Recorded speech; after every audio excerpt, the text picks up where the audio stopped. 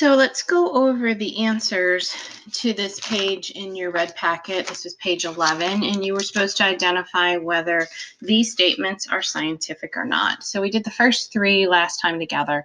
Number 1 was scientific. Number 2 and 3 were both not scientific. So number 4, there are parts of the universe that will never be discovered by humans. Well, there's no way to test it. If it can never be discovered, there's no way to test it for wrongness. So it is not a scientific statement.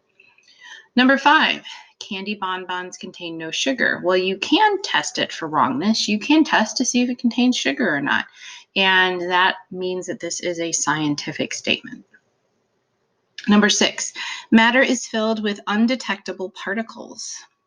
You can't test for something that's undetectable, and there's no way to test it to be wrong. So this one is not scientific.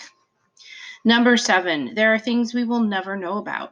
Again, this one is not testable, so it is not a scientific statement. Number 8, atoms in proper proportions make us feel good. What the heck are proper proportions? That's if you had a definition of proper, you might be able to test it, but otherwise it's really an opinion the way the statement is given. So it is not testable for wrongness. Number 9, atoms are the smallest particles of matter that exist. It is testable because as soon as you find something smaller, you can prove the statement to be not true. And it actually has been tested, and it is not a correct statement, but it is still a scientific statement. Number 10, space is permeated with an essence that is undetectable. Undetectable means it's not testable.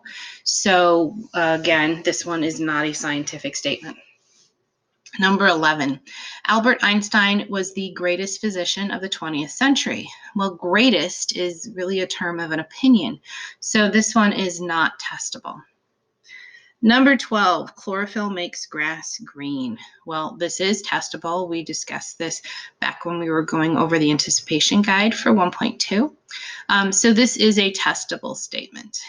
Number 13, Earth rotates about its axis because living things need an alternation of light and darkness. There's no way to test it, and you can't test the opposite. You can't test it for wrongness.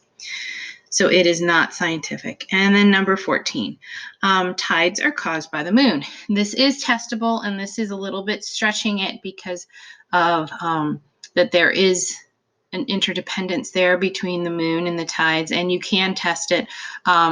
So this is, while it's similar to 13, it is still testable. Because you could show if there is no correlation between where the moon is and what's going on with the tides, you could test it for wrongness. So that is all the answers for that page. If you're feeling comfortable with this, I suggest you go ahead and take the quick assessment and try to do it without using your answers here. I mean, I'm gonna put a few of these on your little assessment, but there will be a couple of statements that are not on here to see how well you understand this. So go ahead and try the formative assessment for this, and then you can move on to the next video.